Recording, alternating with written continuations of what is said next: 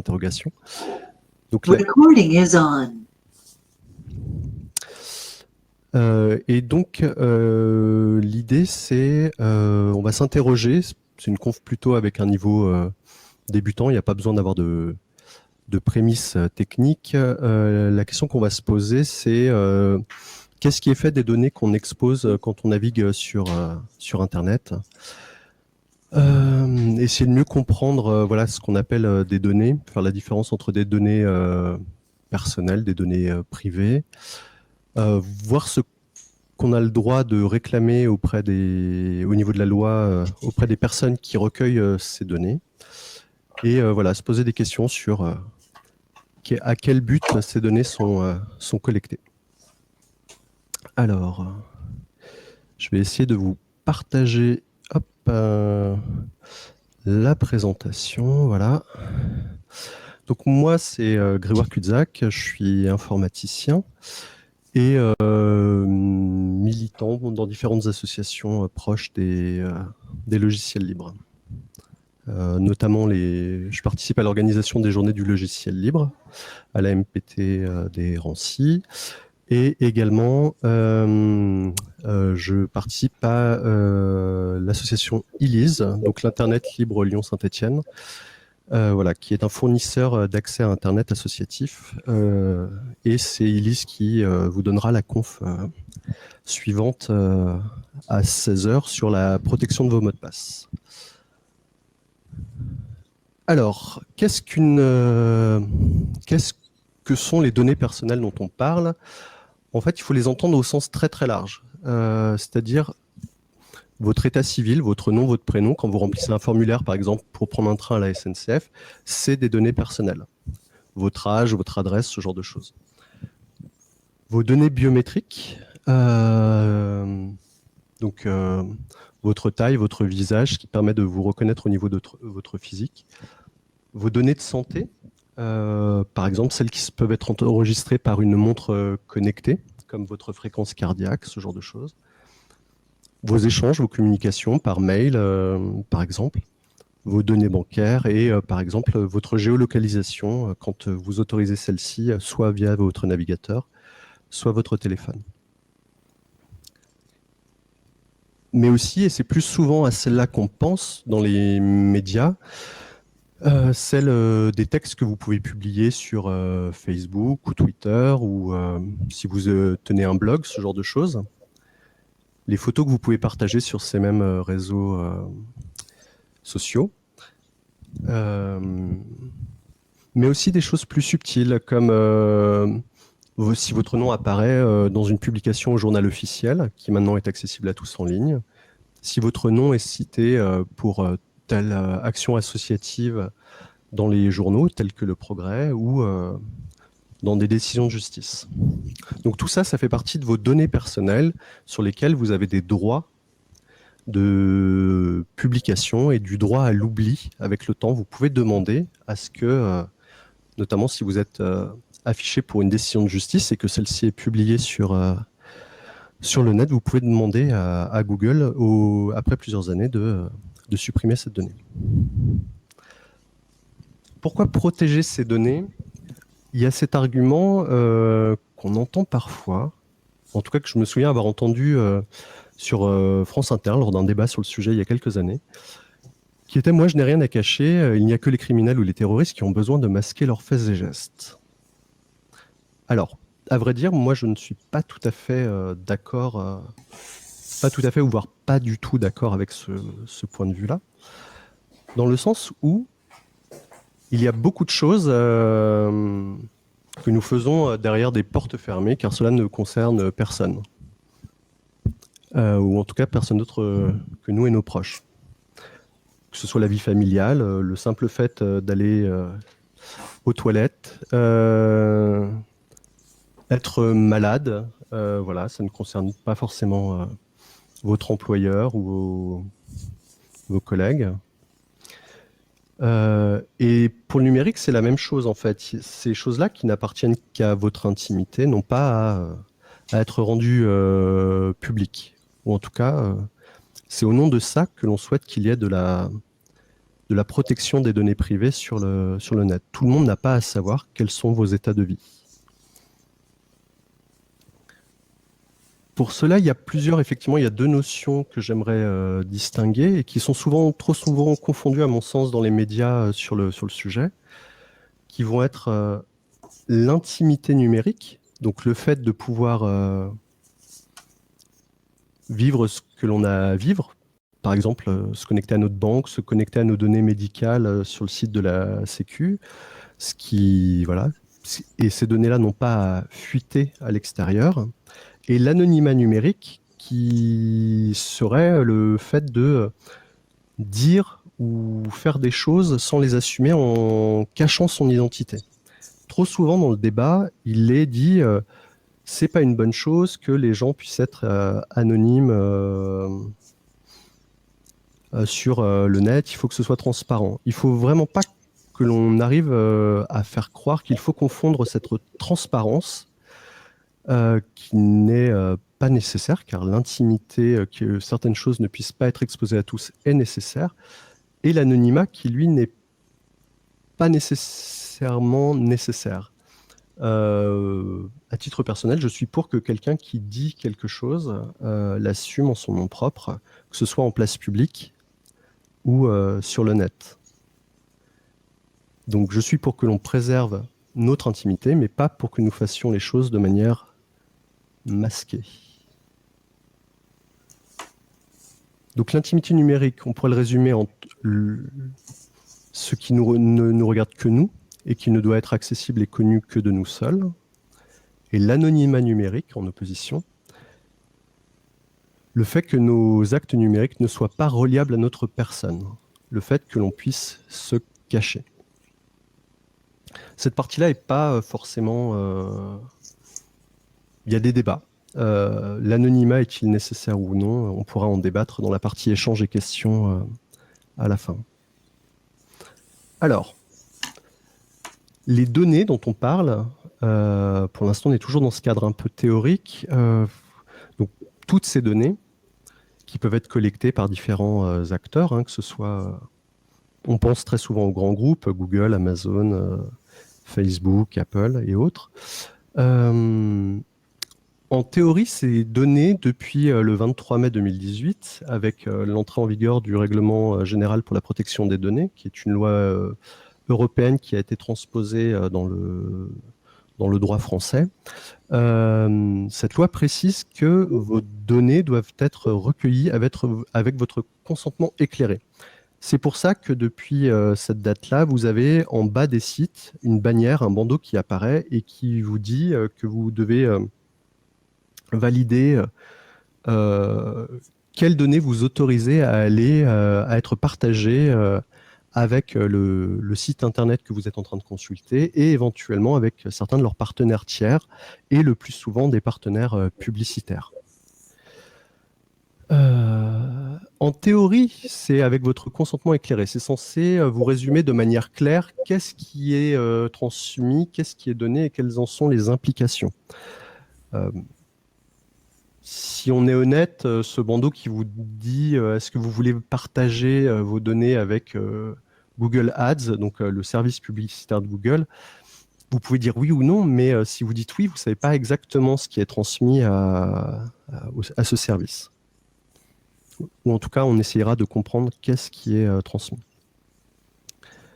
Donc en théorie, depuis le 23 mai 2018, la totalité des sites doivent être conformes à cette réglementation européenne, mais d'après un chiffre que j'ai trouvé sur la source qui est citée sur la diapo, seulement un site sur 3 était conforme il y a 1 an maintenant. On peut imaginer que ça a progressé peut-être pendant le confinement, mais ce n'est pas du tout certain. Il y a le risque non négligeable que cela ait sauté entre-temps. En tout cas, que les différents acteurs n'aient pas pu avancer aussi vite, le travail ayant été un peu ralenti avec le Covid. Donc, quel type de données nous avons? On pourrait différencier ces données en 2 grandes catégories de données. celles que nous livrons consciemment. Et par exemple, quand vous allez signer une pétition et que vous la signez de votre nom, a priori, et que vous avez dit que vous souhaitiez que votre nom apparaisse publiquement sur cette pétition en ligne, je vais pouvoir savoir que vous avez signé cette pétition. Donc ça, vous êtes conscient que vous laissez une trace, a priori, je l'espère. Et il y en a d'autres qui sont prélevés plus subtilement sans que nous en soyons conscients. Par exemple, la taille de votre écran d'ordinateur, la marque éventuellement de votre ordinateur, le système d'exploitation que vous utilisez, votre durée de connexion, le lieu depuis lequel vous êtes connecté, toutes ces choses-là peuvent être prélevées par ces sites au moment où ils vous disent nous autorisez-vous à communiquer vos données personnelles à des services tiers.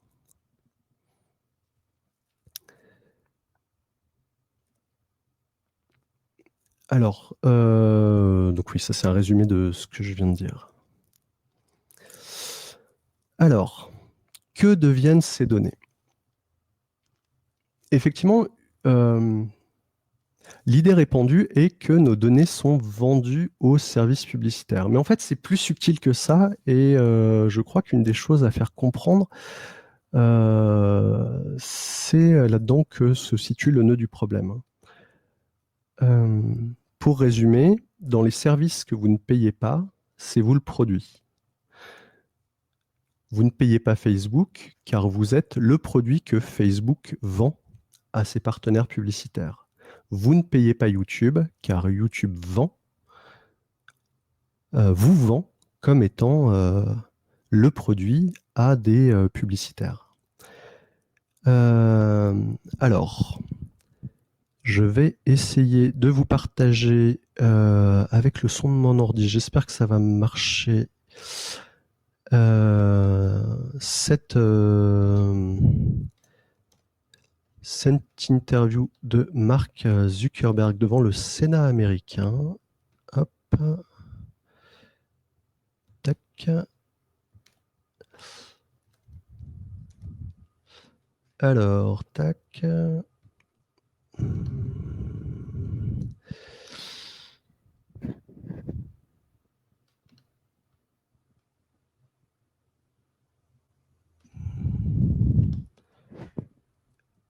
Est-ce que vous voyez bien YouTube? Oui. Ouais, vous voyez YouTube, parfait. Alors, et la grande question, c'est est-ce que le son va passer? Je l'espère. Est-ce que dans le partage d'écran, je partage le son? C'est pas dit du tout. Au pire, l'idée, c'est que les sénateurs américains, après l'affaire Cambridge Analytica, interrogeaient Mark Zuckerberg, PDG de Facebook, sur savoir qu'est-ce qu'il faisait quel type de données il vendait aux publicitaires.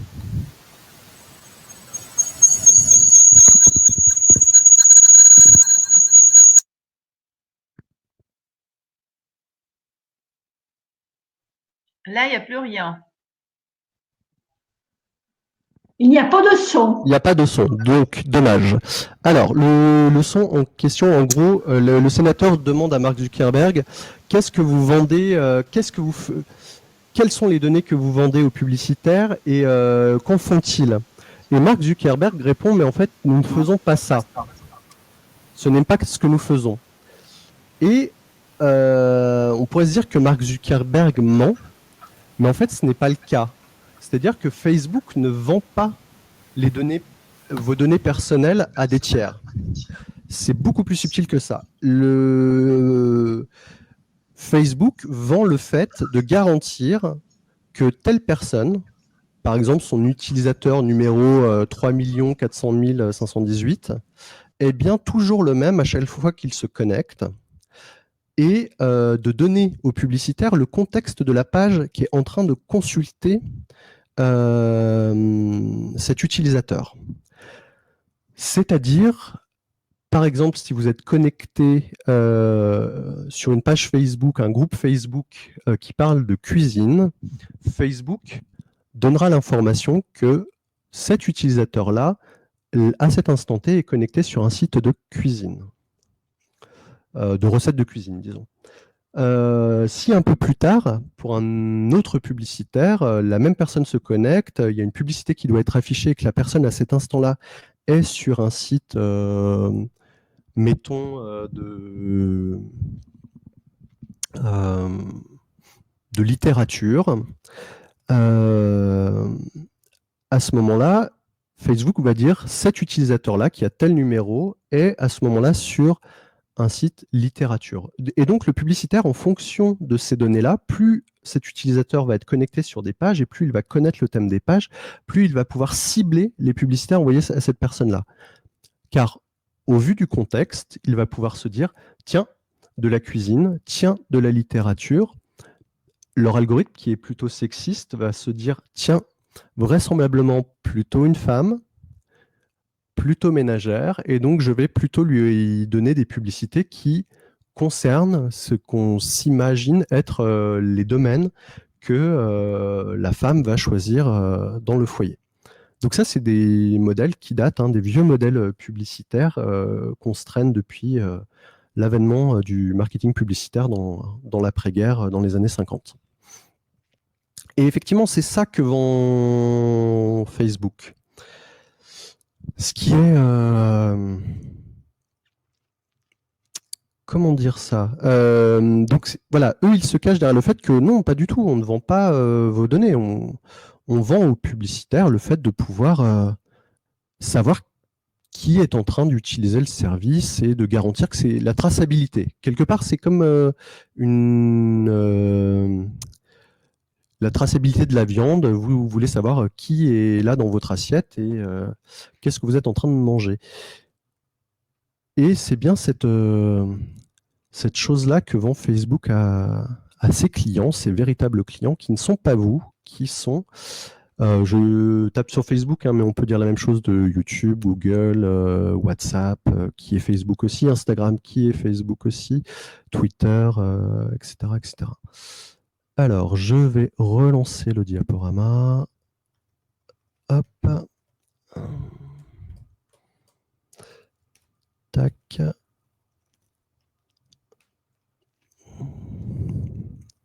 Alors... c'est dommage, Jitsi ne veut plus partager mon écran. Bon, parfait. Alors...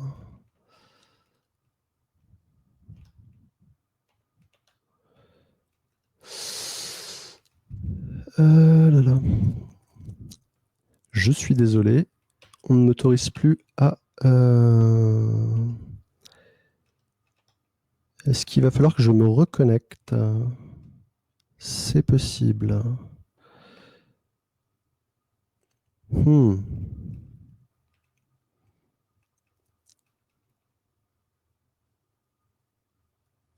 Flo me dit que je partage déjà, mais je ne vois pas mon partage. C'est incroyable. Parfait.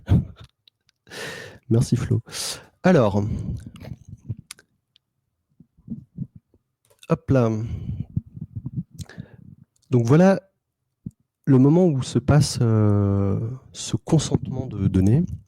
C'est généralement dans cette première chose qu'on vous demande. Alors là, c'est sur téléphone portable. C'est le moment où on va vous demander qu'est-ce que vous voulez partager et avec qui. Donc là, comme vous le voyez, le premier, c'est des préférences pour ce service qui s'appelle Twitch, qui est au départ un service de vidéos plutôt orientées jeux sur lesquels les télévisions sont en train d'investir un peu plus. Et donc, vous voyez qu'on partage notamment avec Google, Nielsen et Salesforce, qui vont être des acteurs publicitaires qui vont vendre de la donnée. Et le deuxième, c'est des données que vous vendez à Météo France.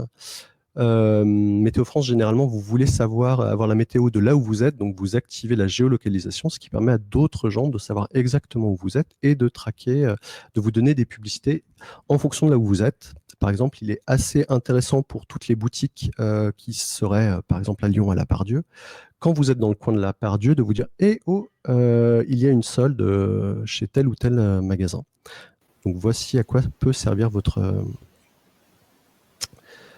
On ne voit plus du tout le diaporama. Ah, alors, on me dit qu'il est partagé, mais qu'on ne le voit pas. Donc, c'est dommage. Je reviens là-dessus.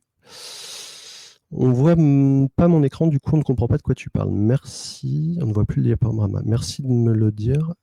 Simplement, quand j'appuie sur le bouton, on ne me permet plus de vous le partager. Je risque de quitter la conférence quelques instants pour pouvoir vous.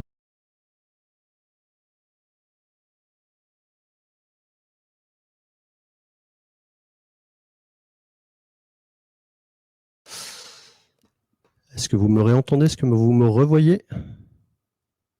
Oui? Non? On vous Oui, on vous entend. entend. On vous entend. Parfait. Alors, je vais voir si j'arrive à vous redonner la présentation. Voilà. Alors, la présentation, voilà, j'étais là-dessus. Voilà. Super, on voit. Donc, comme vous le voyez ici, Google, Nielsen et Salesforce qui sont des services tiers, hein, qui sont des acteurs publicitaires en fait. Et de l'autre côté, sur la deuxième partie, c'est des données qu'on partage, que Météo France, l'application Météo France du téléphone vous demande de partager.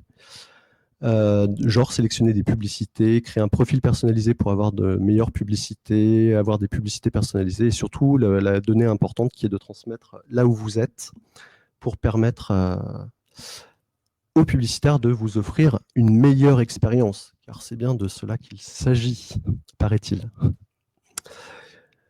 Alors le problème, le grand problème, pour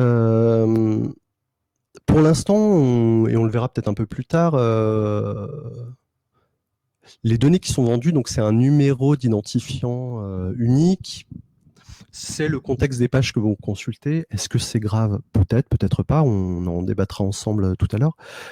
Mais le vrai problème consiste beaucoup plus, et ça c'est beaucoup plus inquiétant, en la concentration de ces données dans des bases de données chez un acteur unique, par exemple Google, qui, si elles sont exploitées par des tiers, ou en tout cas si les tiers sont assez malins pour les exploiter comme il faut, on peut obtenir énormément de choses sur vous.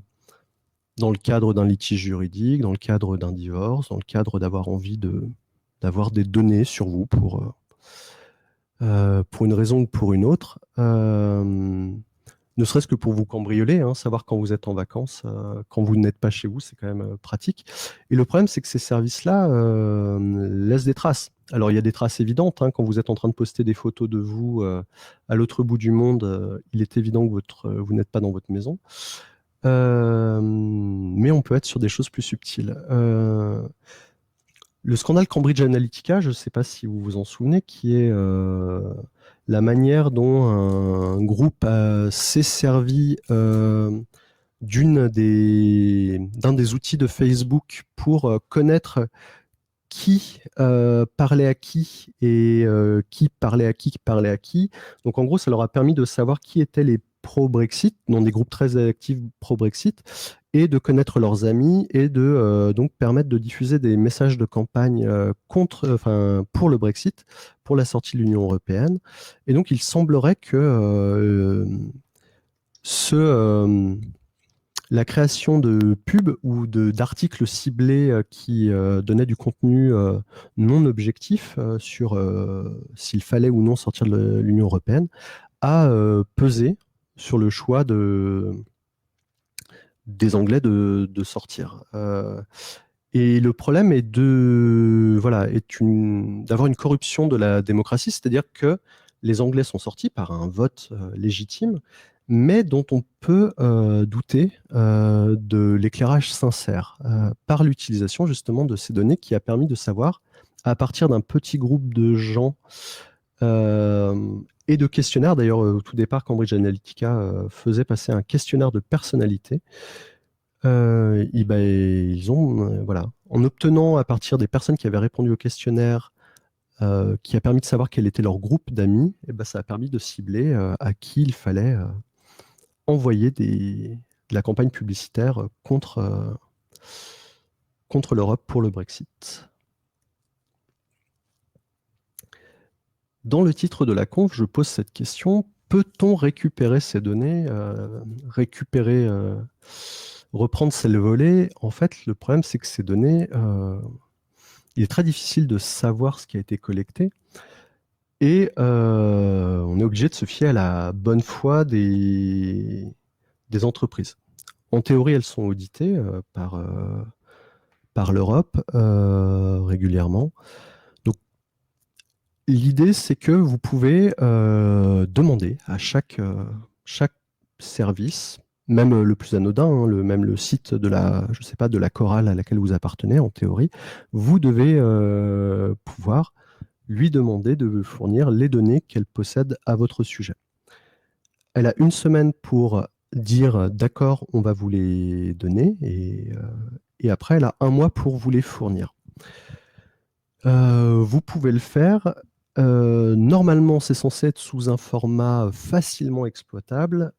Toute la difficulté, moi je l'ai fait pour cette conf, quand vous demandez les données, par exemple à Google, qu'ils possèdent sur vous, ils mettent effectivement plusieurs jours, voire un peu plus d'une semaine à les préparer, et vous vous retrouvez facilement, si comme moi vous avez des adresses Google, vous vous retrouvez avec plusieurs dizaines de gigas de données sur vous à télécharger. Et des dizaines de gigas, ça veut dire des centaines de milliers de lignes, si c'était du texte. Il va y avoir des tas de photos, il va y avoir toutes les coordonnées de tous les moments où vous avez été connecté avec votre téléphone ou votre ordinateur à des services Google et savoir où vous étiez. Il va y avoir des bouts de conversation éventuellement enregistrés au moment où vous avez interrogé avec la voix votre téléphone.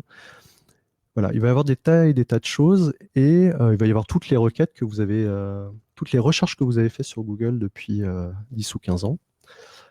Et il est très difficile de savoir dans ces données, même pour vous-même, savoir ce que vous avez retrouvé des données sensibles, savoir si des choses ont pu être exposées à des moments où il y a eu des bugs ou des fuites chez Google, si ces données ont pu être corrompues. Voilà, mais il y a des milliers et des milliers de choses sur vous. Et donc, il y a des services qui font ça très très bien, comme Google qui arrive à vous les fournir rapidement, Apple, et c'est pareil, c'est des gigas et des gigas. Et après, il y a des services où c'est très compliqué, il faut envoyer un mail et prier pour qu'on vous réponde. C'est le cas de Deezer qui fait ça pas bien du tout, par exemple, dans les choses que j'ai pu tester avant la conférence. Alors, des conseils très grand public, hein, encore une fois, la plupart d'entre vous le savent peut-être. Que faire pour se protéger? Déjà, une première chose, ne publiez rien que vous n'assumeriez pas dans la vie de tous les jours. Vraiment, Internet, c'est une agora. C'est comme si vous alliez place Bellecour hurler quelque chose. Je vous souhaite d'hurler quelque chose que vous êtes capable d'assumer face aux gens qui vous regardent, et éventuellement face à la justice si vos propos dépendent de la justice. Ne centralisez pas vos données sur une seule plateforme. Essayez d'avoir éventuellement plusieurs adresses mail pour plusieurs usages différenciés. Ne vous identifiez pas via des connexions tierces. Alors ça, on va y revenir. On y reviendra sur une diapo suivante. Utilisez des bloqueurs de pub. Vraiment, c'est la meilleure chose pour faire sauter beaucoup de scripts qui vous traquent, Adblock étant le plus connu, et utiliser des mots de passe différenciés grâce à un gestionnaire de mots de passe, mais ça fera l'objet de la conférence suivante. Ce que j'entends de dire ne vous connectez pas depuis des connexions tierces, si vous le voyez là en bas, vous avez connectez-vous depuis Facebook, ou parfois vous avez connectez-vous depuis Google, connectez-vous depuis Twitter.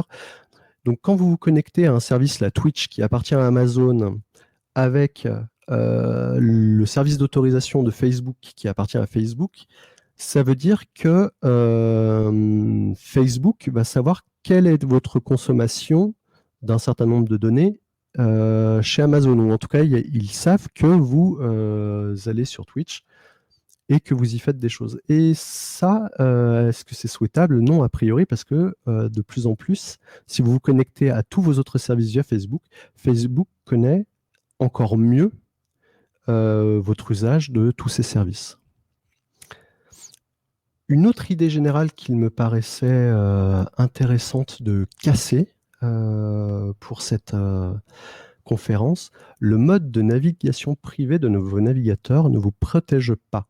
C'est-à-dire, il permet de ne pas laisser de traces dans votre historique de navigation sur votre ordinateur, de ne pas conserver de cookies sur votre ordinateur, mais votre fournisseur d'accès à Internet connaît beaucoup de choses, notamment l'adresse à laquelle vous vous connectez. Donc là, c'est un article de ce journal en ligne qui s'appelle Vice. Voilà. Donc là, le site sait que vous êtes allé lire un article sur des végétariens qui se sont reconvertis à la viande.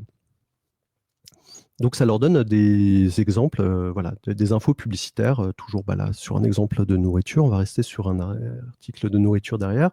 Même chose pour les services qui vous vendent du VPN, comme NordVPN, dont on a beaucoup entendu parler ces derniers mois, qui vous disent personne ne saura où vous êtes. Oui, personne ne saura, sauf eux.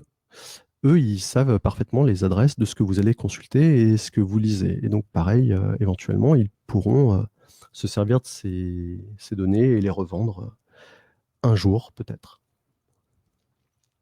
Alors, je vous propose un petit jeu. On y répondra peut-être dans la partie questions-réponses. Là, nous sommes sur un certain nombre de publicités avec un compte. La plupart viennent d'Instagram, je crois que la première vient de YouTube, qui sont des publicités ciblées. Et donc, on va essayer de s'amuser à savoir, de deviner qui est la personne qui reçoit ces pubs. Donc, la première, c'est pour un tire-lait. La deuxième, pour une tenue sexy. La troisième, pour des protections hygiéniques féminines. La troisième, pour des nuisettes. Enfin, la quatrième, pour des nuisettes, des sockets. Un jeu de cartes coquin pour le couple. Une culotte antimycosique et de pub encore pour les règles. Donc voilà. Qu'est-ce qu'on peut déduire de ces publicités? Ouais, je vais vous laisser prendre la parole là-dessus. Est-ce que je peux vous voir? Est-ce que quelqu'un demande la parole?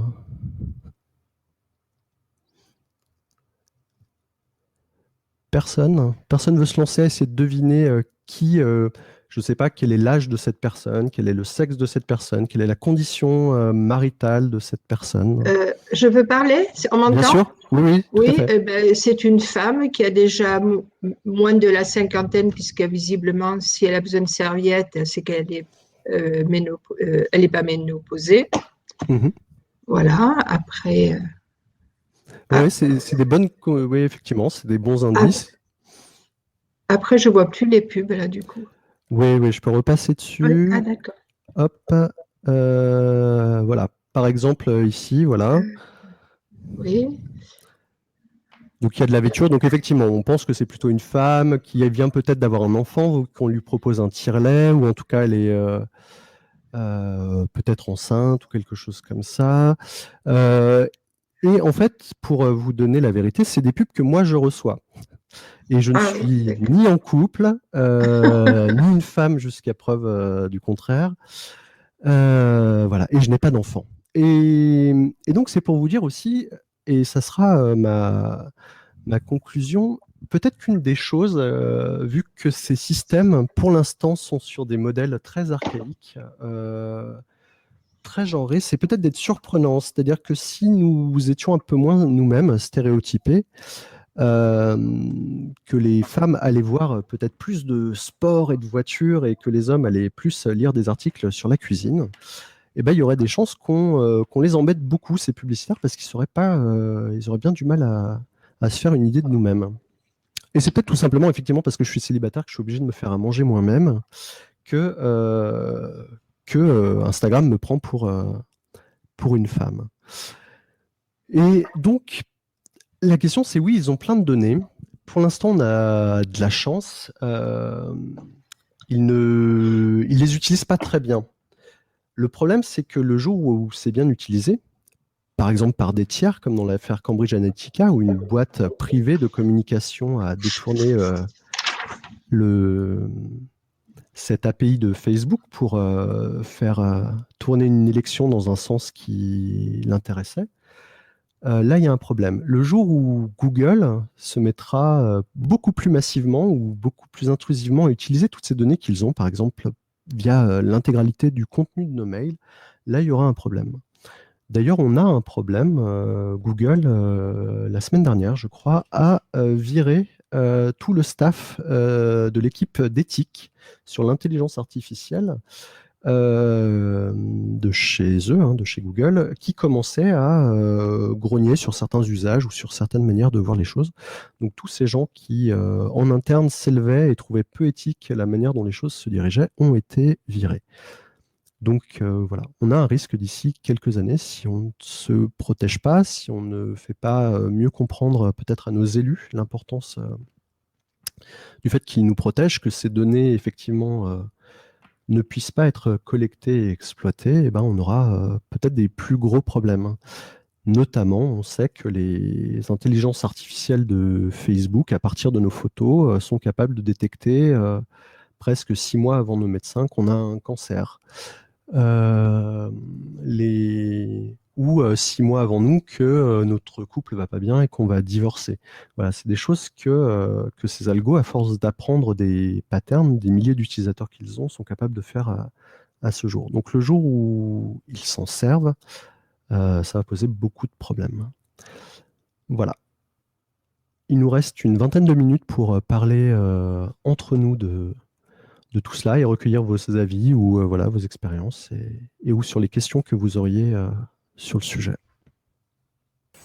Je peux vous demander, est-ce que vous pouvez repasser la diapo où il y avait l'adresse HTTPS Je vais même vous la coller dans le chat si ça vous va. OK?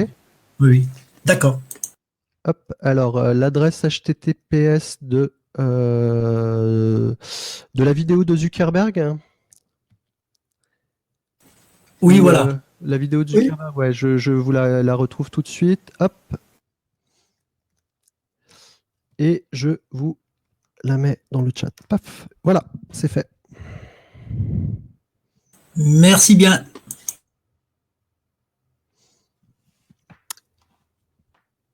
Est-ce que vous avez des questions? Est-ce qu'il y a des points que vous souhaitez éclaircir, des choses sur lesquelles j'ai pas été assez précis?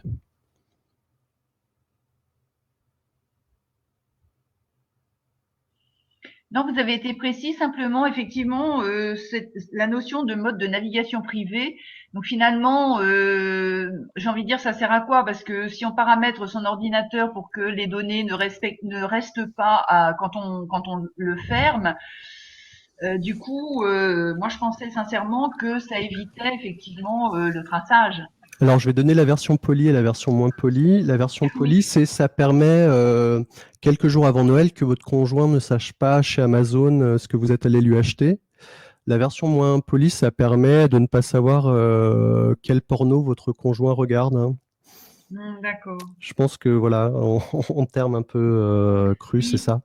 De toute façon, même ces données anonymisées, il y a eu une étude, je ne sais plus, je crois que c'est aux États-Unis, où un service très correct, hein, c'était juste vraiment des gens qui faisaient une étude sociologique qui ont racheté des données anonymisées de géolocalisation, peut-être à Google ou à ce genre de choses, donc d'utilisateurs d'une certaine appli sur téléphone portable. Donc on ne sait pas qui sont les gens, on sait juste que... et on ne sait même pas à quel téléphone c'est rattaché. Il y a juste un numéro, toujours ce numéro unique qui permet de dire tiens, telle personne était à tel endroit à telle heure, donc sur tel centre commercial ou à telle partie de New York. Et en fait, ils ont réussi avec des choses simples du genre se dire tiens, tel jour à telle heure, il y avait telle partie de la Maison Blanche qui était à tel endroit. Tel autre jour, à telle autre heure, il y en a une partie d'entre elles qui était dans tel quartier. Et en fait, ils ont quasiment réussi à partir d'une trentaine de connexions de ces personnes-là à savoir exactement qui était, parmi des centaines de milliers d'utilisateurs dans cette base de données, qui était quel conseiller du président, à quelle heure il se rendait où, qui il voyait, à qui il parlait, avec qui ils échangeaient, avec quel journaliste il parlait, enfin voilà, des choses assez inquiétantes. Donc même des données anonymisées, si on a suffisamment de données anonymes, mais qui permettent de recouper avec des données connues publiquement, pose fortement problème. C'est affreux. C'est problématique. Alors, comment sont récupérées vos données? Alors, ça, c'est une question de Béatrice dans le chat. Alors, ces données, elles sont récupérées dans les pages Internet sur lesquelles vous naviguez. Il y a des petits scripts, JavaScript, qui, en fait, c'est eux qui font remonter vos données et qui les envoient au serveur du tiers. Donc, par exemple, Google, si vous l'avez autorisé. Ce que fait ce petit script, eh bien, soit vous êtes connecté à YouTube et vous avez un cookie qui dit que vous êtes connecté à YouTube, qui fait que quand vous allez sur la page de YouTube, vous êtes bien connecté, ou de Google, ou de Gmail et tout ça, et il vérifie que ce cookie est là, et il prend l'identifiant qui est dans ce cookie et il le renvoie avec le nom de la page, et ça permet de savoir à Google que tel utilisateur, tel numéro d'utilisateur, et là, c'est même pas tel utilisateur sous tel numéro, c'est vraiment tel utilisateur, vraiment vous, qui le connaît, qui reçoit tel mail, était connecté sur cette page à cette heure-là. Si vous êtes en mode, si vous n'êtes pas connecté à Google, néanmoins, Google peut quand même savoir que c'est vous.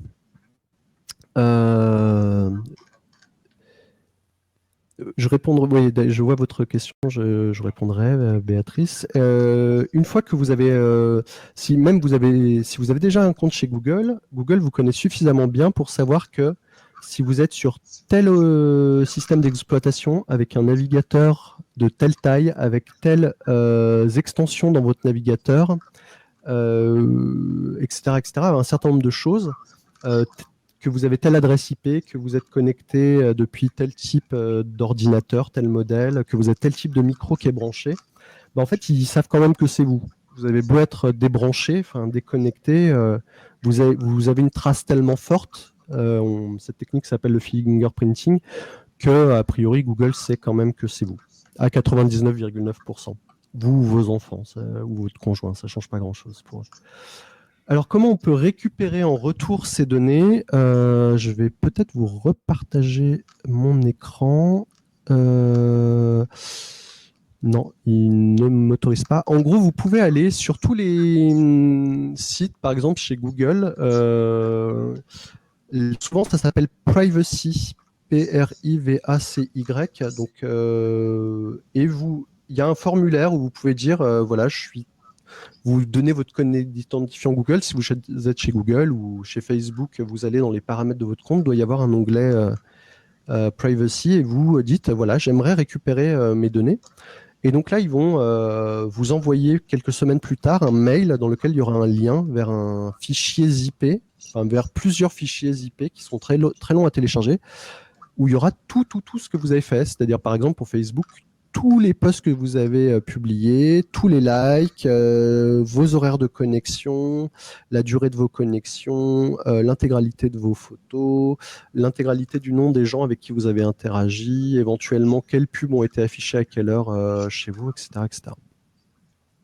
Et donc, c'est pas une récupération des données, dans le sens où eux, elles sont toujours chez eux.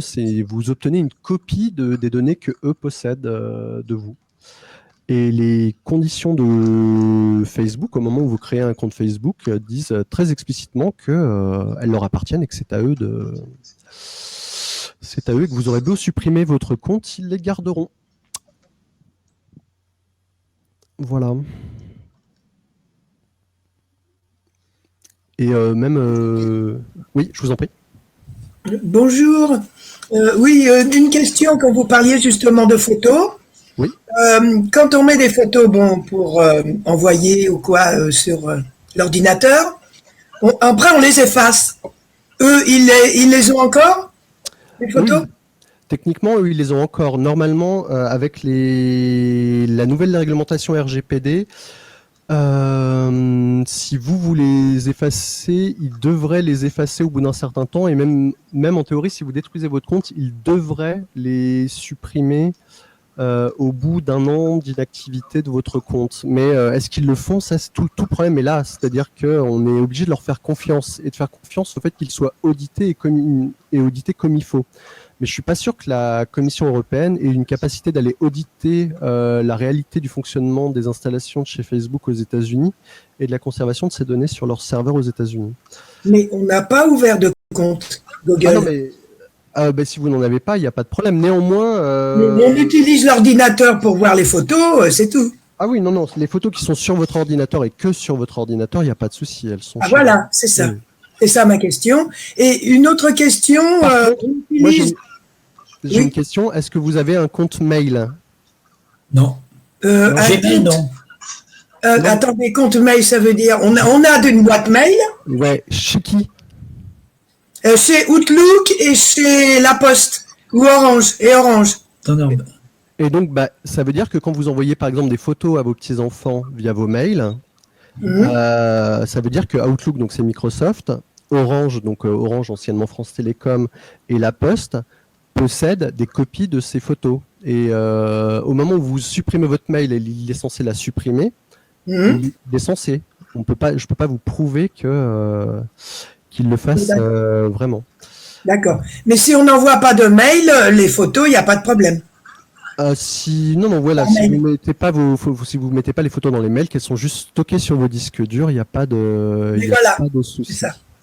C'est ça. Alors, effectivement, il est dit dans le chat par Arki que la CNIL en France, effectivement, est l'organe auprès desquels vous pouvez faire une réclamation pour, si jamais on ne vous répond pas dans la semaine, pour dire nous avons bien pris acte de votre demande ou qu'on ne vous renvoie pas de vos données au bout d'un mois ou que les données reçues au bout d'un mois vous paraissent incomplètes, effectivement, vous pouvez déposer une plainte auprès de la CNIL. Dans la RGPD, donc il est dit dans le chat, lorsque le site consulté vous demande d'accepter ou paramétrer les cookies, si on choisit tout refuser, est-on certain que notre choix sont respectés? Alors vous êtes certain que ça n'est pas le cas. J'ai encore testé des sites la semaine dernière où vous mettez tout refusé et vous avez encore des cookies Google Ads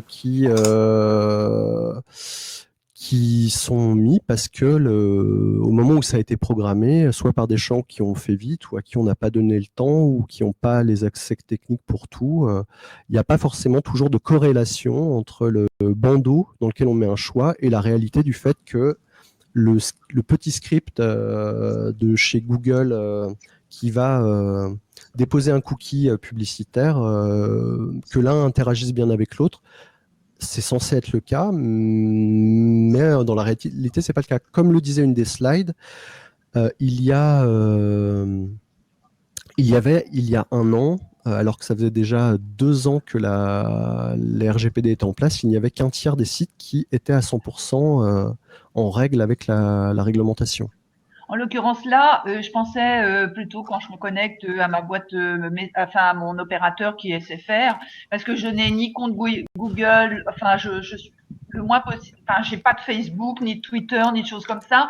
Mais c'est vrai que malgré tout, de plus en plus de sites effectivement nous demandent de paramétrer les cookies au départ. Parfois, Oui. honnêtement, c'est sportif, hein, mais il y a d'autres fois où c'est quand même plus clair.